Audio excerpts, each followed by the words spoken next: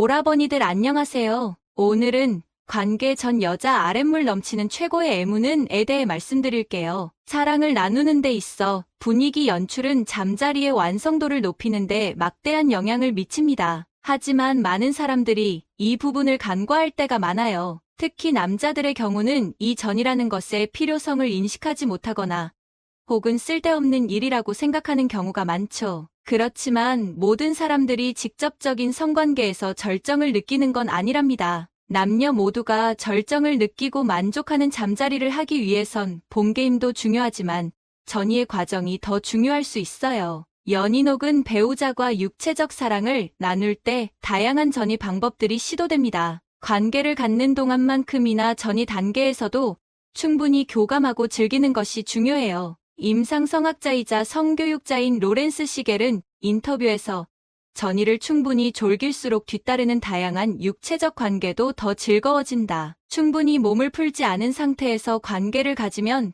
오히려 고통을 느낄 수 있다고 조언하기도 했습니다. 본 게임을 위해 전이를 빠르게 끝내는 건 그다지 좋은 방법이 아닙니다. 오히려 충분한 전이 단계를 거쳐야 본격적으로 사랑을 나눌 때 만족은 극대화될 수 있어요. 또한 천천히 즐길수록 그동안 알지 못했던 새로운 감각을 느낄 수 있게 될 거예요. 그럼 어떻게 하면 좋을까요?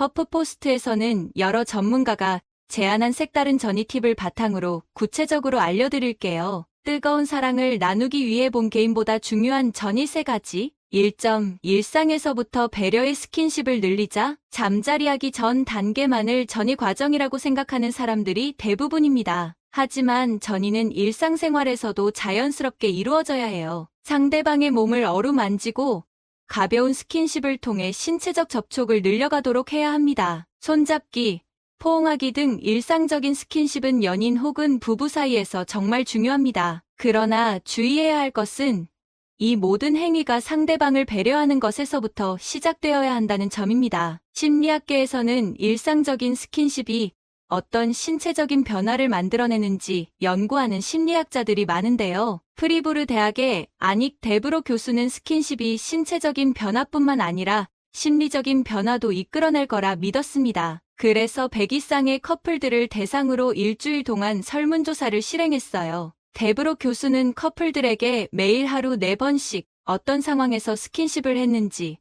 그 순간 어떤 감정을 느꼈는지 등을 물어봤어요. 관련 연구에 따르면 만난 지 얼마 안 된 커플의 애정도를 끌어올리는데 가벼운 스킨십만큼 효과적인 것도 없어요. 데브로 교수의 연구에서도 스킨십을 많이 하는 커플은 보통 커플보다 친밀도가 10% 더 높았습니다. 또한 일상적인 스킨십은 연인의 부정적인 감정을 없애주는데도 큰 효과가 있습니다. 진한 키스도 잠자리도 좋지만 스트레스를 받아 힘들어하는 연인에게 수고했다며 쓰다듬고 사랑스럽게 보듬어주는 것도 어떤 위로의 말보다 효과가 있었습니다. 데브로 교수는 실험이 끝난 뒤 실험에 참여했던 커플들에게 6개월 뒤에 다시 연락해서 실험을 진행했던 시점보다 삶의 질이 어떻게 달라졌는지 기록하고 비교했어요. 뜬금없이 웬 삶의 질 타령이라고 생각하실 수도 있겠지만 삶의 질을 측정하는 지표가 있습니다. 다른 사람들과의 관계, 개인의 성장, 인생의 목표 달성 등등 정말 말 그대로 삶의 질이 좋아졌는지 그대로인지 확인하는 거죠. 조사 결과 스킨십을 많이 한 커플은 보통 커플보다 삶의 질이 무려 15%나 올라간 거예요. 사실 당연한 결과입니다. 일상적인 스킨십을 많이 한 커플은 건강도 좋아지고 스트레스도 덜 받고 부정적인 감정도 덜 느끼니까 삶의 질이 올라갈 수밖에 없겠죠. 일상적인 스킨십의 효과는 여기서 끝이 아닙니다. 2006년 진행된 연구에 따르면 그냥 연인의 손만 잡아도 스트레스가 줄어든다고 합니다. 가볍게 만지기만 해도 혈압이 낮아지고 사랑의 묘약이라 불리는 옥시토신 호르몬까지 분비된다는 연구도 있어요. 연인 혹은 부부 사이 스킨십이라고 하면 뽀뽀나 키스, 잠자리 정도로 생각하는 경우가 있어요. 하지만 그게 전부는 아니에요. 함께 걸을 때 두 손을 맞잡거나 어깨를 감싸 안는 것도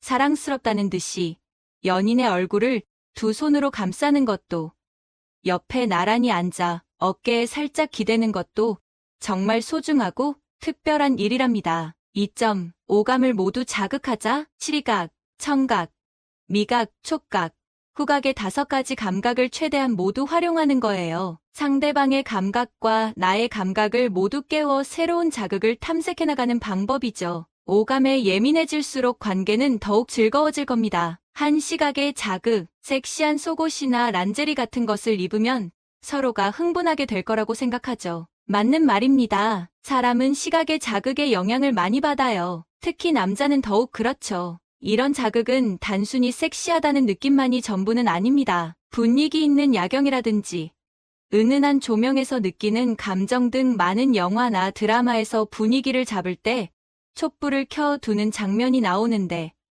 식상해 보이는 연출이라 생각할 수도 있지만 실제 그 효과는 대단하거든요. 이 촉각의 자극, 한국부부행복연구소 최강현 원장은 저서 부부행복 클리닉에서 성행위는 맛, 냄새, 시각, 청각, 촉각 등 오감이 모두 작용하는데 이때 가장 드라마틱한 효과를 연출하는 건 촉각이라며 진정한 쾌감은 성교뿐 아니라 음물을 통해서도 온다 고 설명했습니다. 또한 함께 샤워를 하거나 마사지를 해주는 것도 촉각을 자극하는 좋은 방법입니다. 마사지를 하면서 긴장되어 있는 근육을 풀어주는 행위를 통해서 감성적인 편안함과 함께 흥분이 시작될 거예요. 후각의 자극, 희대의 바람둥이로 회자되는 카사노바는 여자를 만날 때 항상 페로몬 향수를 뿌리고 나갔다고 해요. 그만큼 후각이 전이에 큰 영향을 미치기 때문이죠. 그런데 한창 분위기를 잡고 있는데 상대방의 입에서 지독한 입냄새가 난다거나 발냄새가 난다면 흥분은커녕 홀랑 깨겠죠. 여자들은 남자 몸 냄새에 엄청 민감하니까 향수를 뿌려서 냄새 관리해주세요. 실제로도 향수를 뿌린 남자들은 스스로를 더 잘생기고 멋진 사람이라고 느껴 자신감도 높여주고 결과적으로 더 매력적으로 보인다고 해요. 미각의 자극, 여성과 잠자리하기 전에 더 로맨틱한 분위기를 만들고 싶다면 달콤하고 맛있는 디저트를 함께 먹고 시작하세요. 그 이유는 간단합니다. 단맛을 느낄 때나 사랑을 느낄 때 몸에서 일어나는 일이 같기 때문이에요. 도파민이라는 사랑의 호르몬이 올라가거든요. 바로 이 도파민 덕분에 단 음식을 먹기만 해도 사랑의 상태로 착각한답니다. 로맨틱한 무드에 빠지게 되고 그 결과 이성에게 더 쉽게 매력을 느끼죠. 특히 이런 현상은 서로에 대해 잘 모르는 막 만남을 시작하는 사이에서 단맛이 로맨틱한 힘을 발휘합니다. 청각의 자극, 로맨틱한 분위기를 만드는데 빠지면 안 되는 것, 바로 음악입니다. 음악의 심리적인 영향력은 많은 심리치료의 스킬로서도 증명이 되었어요. 여러 분위기 있는 장소에서 그 장소의 분위기와 느낌을 가장 잘 설명할 수 있는 것이 음악입니다. 분위기 있는 음악을 들으면서 청각을 자극하면 훨씬 더 편안하고 로맨틱한 분위기를 이끌어낼 수 있을 거예요. 3점, 연인에게 뜨거운 메시지를 보내자. 연인과 함께 있지 않아도 전의를 졸길 수 있습니다. 그것은 바로 연인에게 뜨거운 메시지를 보내는 방법인데요. 상대방이 흥분할 만한 말을 전하는 거예요. 직접 만나기 전에도 기대감을 높일 수 있는 좋은 방법입니다. 지금까지 관계 전 여자 아랫물 넘치는 최고의 애무는에 대해 말씀드렸어요. 다시 한번 요약해드리면 뜨거운 사랑을 나누기 위해 본 개인보다 중요한 전이 3가지. 1점, 일상에서부터 배려의 스킨십을 늘리자. 2점, 오감을 모두 자극하자. 3점, 연인에게 뜨거운 메시지를 보내자. 이제 오늘의 다음 콘텐츠로 넘어가겠습니다. 대부분의 여자들이 잠자리를 하고 싶을 때 대놓고 직설적으로 말하는 걸 힘들어합니다. 그래서 신호를 보내 남자가 리드하게끔 만들어 남자의 리드를 통해 잠자리까지 가는 것을 원하죠. 여러분은 여자가 자신의 몸을 허락하는 신호에 대해 알고 계신가요? 아직 모르셨다면 영상을 끝까지 시청해주세요. 남자와 여자는 많이 다릅니다. 그래서 가끔 화성의 여자들이 금성의 남자들에게 신호를 보내도 알아채지 못하는 경우가 많죠. 아직까지 우리나라의 정서상 여자가 먼저 그런 말을 꺼내면 해퍼 보이고 문란해 보인다고 생각하는 경우가 많습니다. 여자들에게 있어 잠자리는 일생일대의 큰 결심이죠. 서양은 좀 더 관대할지 모르지만 특히 동양 여성들에게 잠자리란 아주 특별한 행위임에 틀림없습니다. 그렇기에 설령 상대가 마음에 들어도 자자고 직접적으로 표현하는 것은 많이 힘듭니다. 그렇게 교육받아 왔고 적어도 여자는 튕겨야 한다는 의식에 사로잡혀 있기 때문이죠. 그렇기 때문에 여자가 보내는 신호를 모르면 기회가 왔을 때 모르고 놓쳐버리거나 기회가 아님에도 무리하다가 관계가 오히려 악화될 수도 있고 신호를 오해해서 창피를 당하는 경우도 있습니다. 모르면 손해보는 여자가 자신의 몸을 허락할 때 보내는 신호 바로 알아보겠습니다. 첫 번째, 성적농담. 성적농담은 매우 예민한 대화 주제입니다. 어느 정도 서로 좋게 보고 호감이 있을 때 이런 대화 주제로 장난도 치고 이야기를 할 수 있죠. 예를 들어 처음 만나는 이성과 성적농담을 할 수는 없을 겁니다. 여자가 남자에게 성적농담을 하거나 남자가 여자에게 성적농담을 했을 때 거부감을 표현하지 않는다면 상당히 긍정적인 신호라고 볼 수 있습니다. 성적농담 자체가 상대방이 어렵거나 싫다면 무조건 거부감이 들고 절대 하지 않을 대화의 종류이기 때문이죠. 싫어하는 사람은 대화조차 하기 싫어합니다. 여러분도 이성이 성적농담을 걸어온다면 농담이나 장난으로만 받아들이지 마시고 잠자리 신호인지 아닌지 한번 생각해보세요. 두 번째, 남자의 집에 가보려고 한다. 귀가 시간이나 통금 시간이 있는데도 집에 가지 않으려고 하거나 남자의 집에 가보고 싶다고 한다면 오늘 밤 하고 싶다는 신호일 확률이 높습니다. 여대생 107명을 대상으로 한 설문조사에서는 남자친구와 잠자리를 원할 때 22%의 여성이 집에 가려고 하지 않는다고 대답했다고 합니다. 자신의 집에 가지 않으려 하고 남자의 집에 가보려고 한다면 높은 확률로 오늘은 괜찮다는 신호입니다. 너희 집 예전부터 가보고 싶었는데 한번 구경시켜주면 안 돼? 이렇게 물어온다면 오늘 중요한 야구 경기가 있더라도 무조건 집으로 초대하세요. 세 번째, 스킨십이 많아지는 경우. 이성과 잘 어울리며 스킨십 자체를 좋아하는 털털한 여성도 있습니다. 하지만 그렇지 않았던 여성이 갑자기 평소보다 스킨십의 횟수가 늘어나거나 스킨십을 하는 정도가 다르다면 여자가 가지고 있는 욕구를 은연중에 표현하게 되는 것입니다. 욕구가 있기 때문에 자꾸 상대방을 만지고 싶고 상대방의 욕구를 자극시키고 싶은 것이죠. 먼저 말하기는 힘들어서 신호를 보내 상대방이 그 신호를 알아줬으면 해서 스킨십의 횟수가 늘어나거나 강도가 높아지는 겁니다. 평상시보다 적극적인 스킨십을 해온다면 오늘 하고 싶다는 신호일 확률이 높습니다. 구체적으로 예를 들자면 가슴이 남성의 팔에 닿을 정도로 붙어서 걷는다던가 손이 자꾸 스칠 수도 있고 여러분 쪽으로 몸을 자주 기울이면서 팔뚝, 어깨 등을 슬쩍슬쩍 터치하는 것이죠. 오늘따라 터치가 많다면 하고 싶다는 신호일 확률이 높으니 여러분은 꼭 신호를 놓치지 마세요. 네 번째, 술을 많이 마신다. 여대생을 대상으로 한 설문조사에 따르면 남자친구와 첫 잠자리를 원할 때 어떤 행동을 하냐는 질문에 20%가 술을 함께 마신다고 응답했습니다. 자신의 주량보다 더 많이 마셔서 흐트러진 모습을 보여줘서 유혹하기도 하고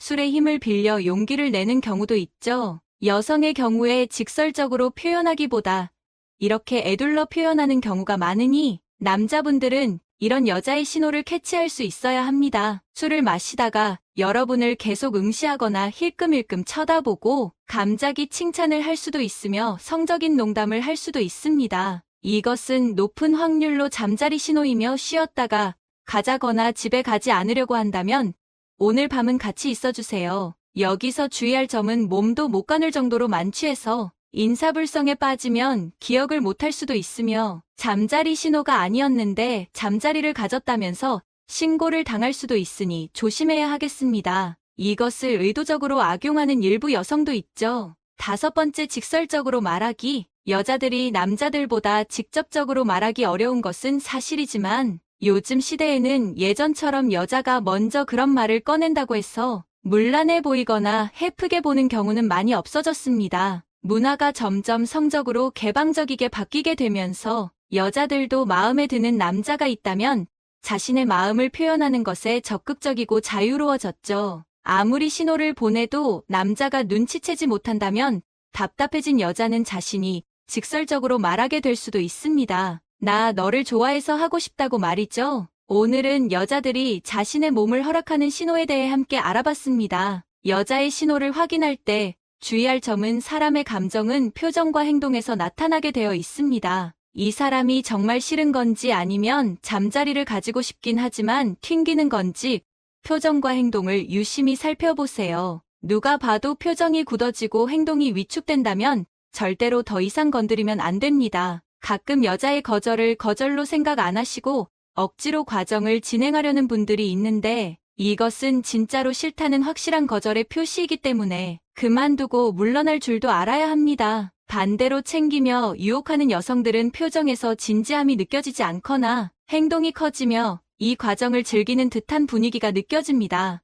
이런 경우 누가 봐도 설득할 수 있을 법한 얼토당토하는 핑계를 댈 때가 있습니다. 집에 보일러를 켜놓고 와서 꺼야 된다는 둥, 오늘 좋아하는 드라마 하는 날이라서 빨리 가야 한다는 등, 이때는 장단을 맞춰주며 시간을 쓰면서 노력하고 있다는 모습을 보여주세요. 거의 다 왔다고 생각하시고 조금만 노력하시면 됩니다. 일부 여성의 경우 이런 신호를 이용해서 거짓 신호를 보내 상대방을 오해하게 만들어 악용하는 경우도 있습니다. 거짓 호감 표시도 구분할 줄 알아야 호구 잡히지 않고 올바른 신호를 구분할 수 있습니다. 만난 지 얼마 안 됐을 때 친구들과 같이 있는데 저녁을 사달라고 하거나 나이트클럽 같은 곳에서 자신의 테이블을 계산해 달라고 하는 등 이렇게 물질적인 것을 자꾸 바라는 여성은 경계 대상이니 무조건 조심하세요. 그리고 여러분 외에 다른 사람에게도 신호를 많이 보내는 여자의 경우도 조심하셔야 합니다. 친밀감의 표현이 자유로운 털털한 여성일 수도 있지만 상대방을 이용하여 이익을 취하려는 여우 같은 여자일 가능성도 높기 때문입니다.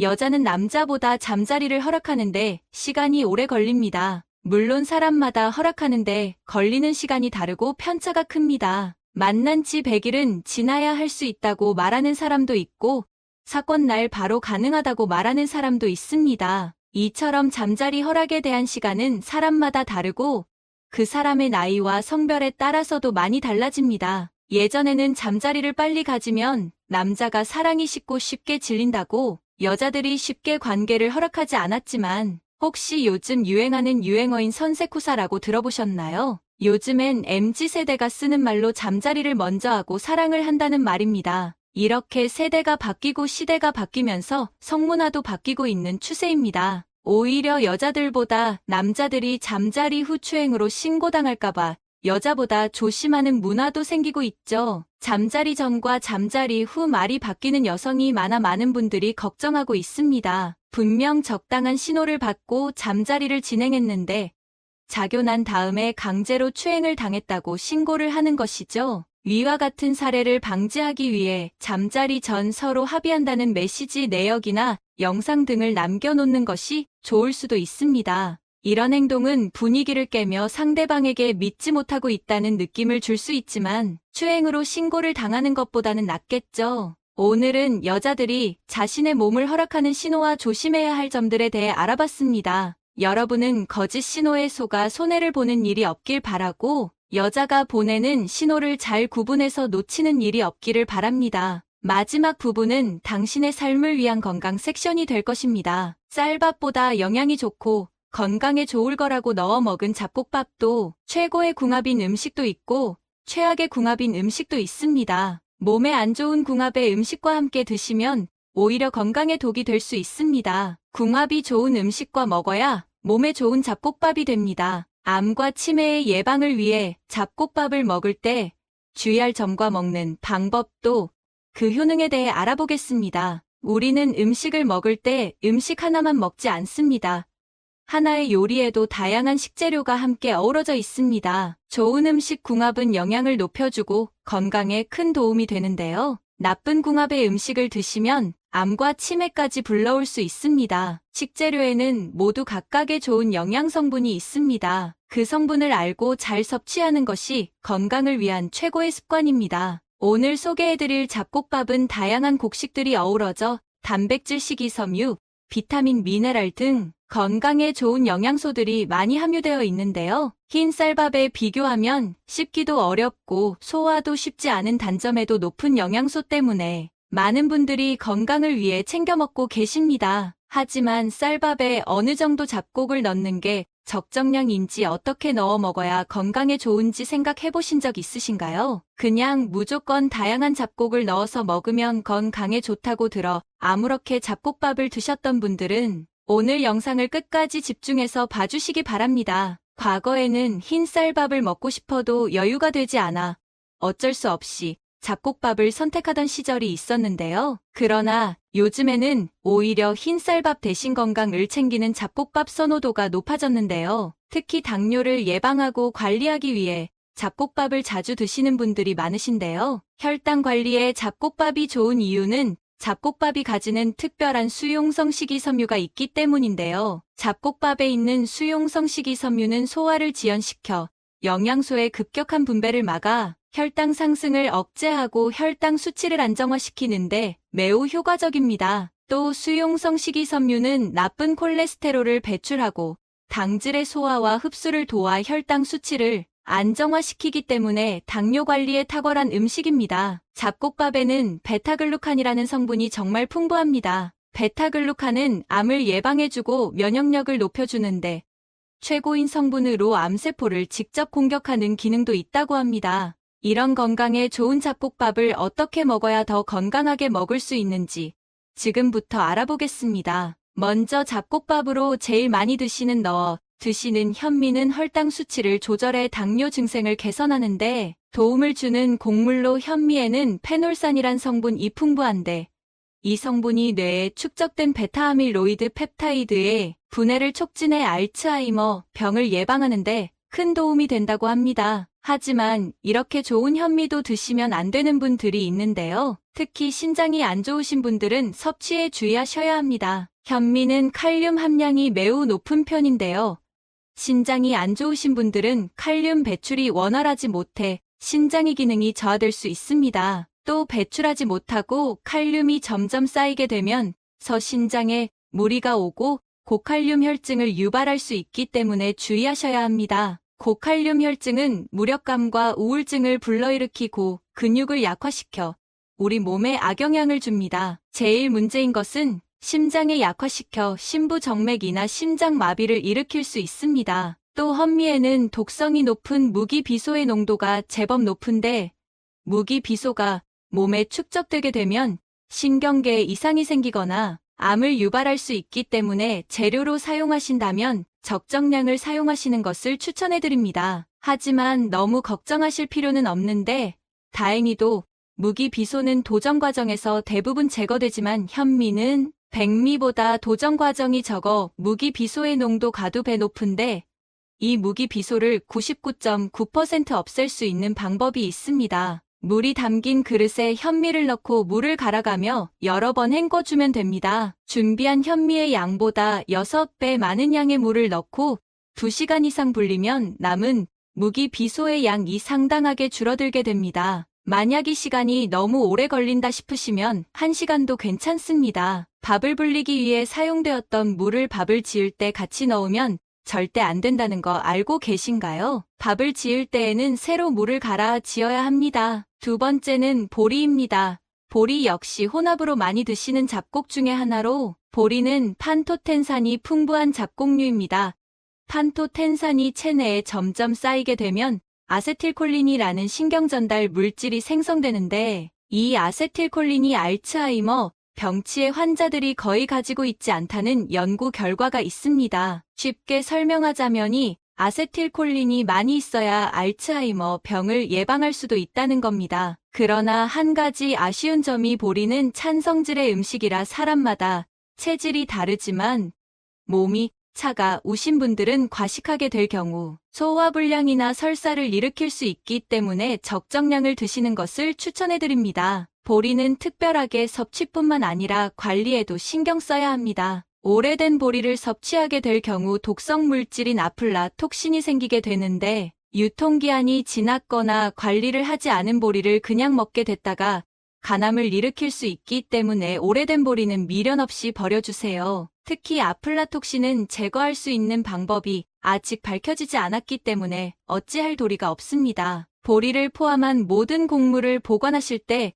밀폐된 공간에 습도가 없는 곳이나 냉장고에 보관해 주시길 바랍니다. 곡물은 일반적으로 오래 보관하기 때문에 세균이 번식하지 않도록 잘 관리하는 게 중요합니다. 또한 처음엔 괜찮던 곡물에서 숨어있던 벌레가 나올 수 있기 때문에 곡물을 꺼낼 때 쌓여있는 곡식을 안쪽에서 퍼 올리며 순환시켜주는 게 좋습니다. 마지막으로 알아볼 검은콩은 안토시아닌이 풍부의 활성산소를 제거하는데 이 활성산소는 만병의 근원이라 불릴 정도로 위험합니다. 활성산소는 세포산화를 통해 암, 고혈압, 당뇨 등 각종 질환과 노화를 불러 일으키기 때문에 제때 제거하고 관리해야 합니다. 이 활성산소 제거에는 검은콩이 제격이고 근데 검은콩에는 재밌는 성분이 하나 있습니다. 바로 이소플라본이라는 성분으로 갱년기 증상을 완화하고 폐경기 이후 일어나는 각종 후유증이나 부작용을 완화하는데 효과가 있습니다. 이뿐만 아니라 암세포 증식에 관여하는 효소의 작용을 억제해 항암 효과도 가지고 있답니다. 그렇다고 마냥 좋은 건 아닌데요. 주의하셔야 하는 분이 따로 있습니다.